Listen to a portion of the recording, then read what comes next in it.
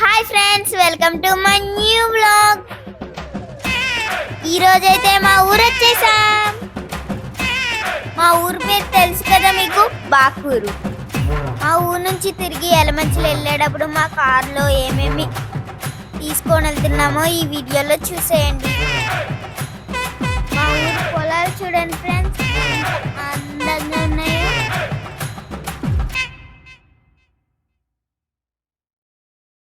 మా ఊరు పాపాలకొండ ఎంత అందంగా ఉందో చూడండి.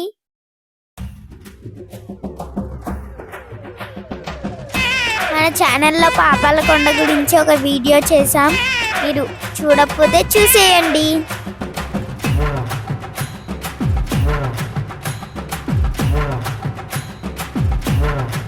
ఈ వీడియోలో మీకు ఒక ఆసక్తికరమైన విషయాన్ని తెలియజేస్తాను.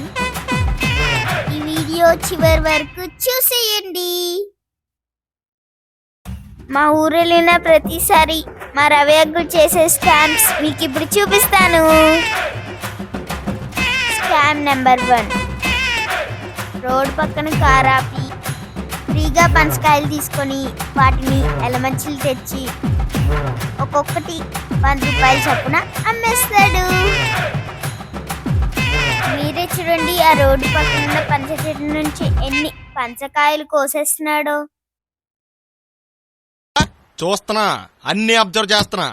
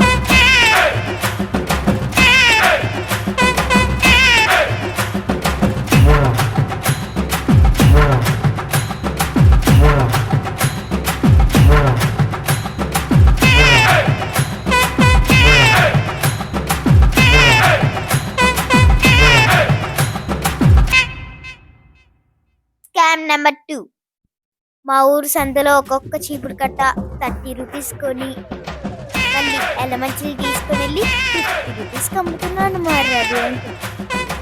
అబ్బా అబ్బా అబ్బా ఆహా అట్టా